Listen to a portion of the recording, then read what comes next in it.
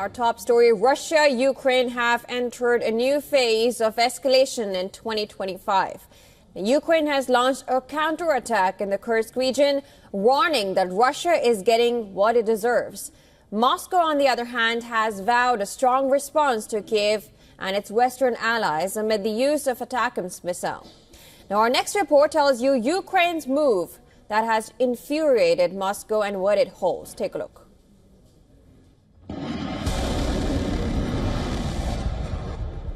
Ukraine's attack on Belgorod with US-made attacks missile is triggering a deadly threat from Moscow.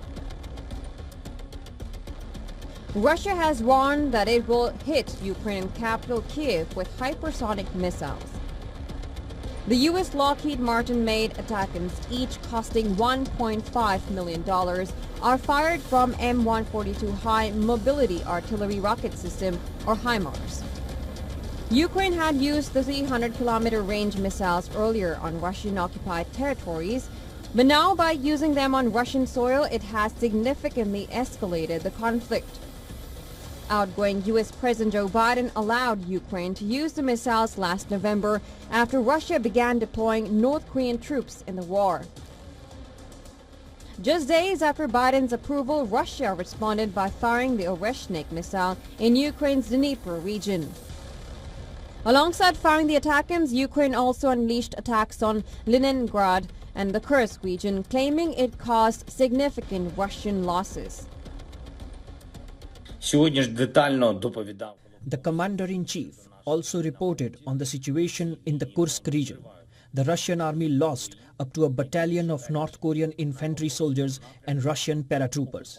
This is significant. I want to commend the professional and effective actions of our soldiers in the Special Operation Forces and the 18th Separate Air Assault Brigade.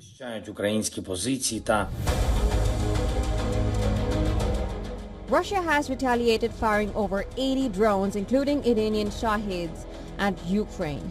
Kiev says it intercepted 34 drones in the attack that caused damage in Chernihiv and Sumy regions.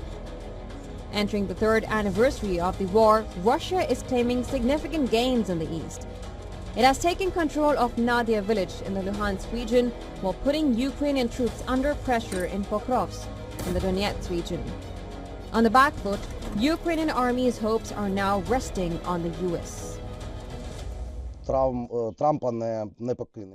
I think that Trump's common sense won't leave him, and the support will continue. We understand that Russian terrorist organization, this mammoth, has no right to exist in the shape it is now.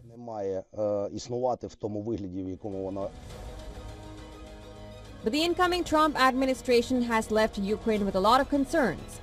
A swift end to the hostilities, it fears, could potentially come only with Russia being given its territories. Bureau Report, WION, World is One.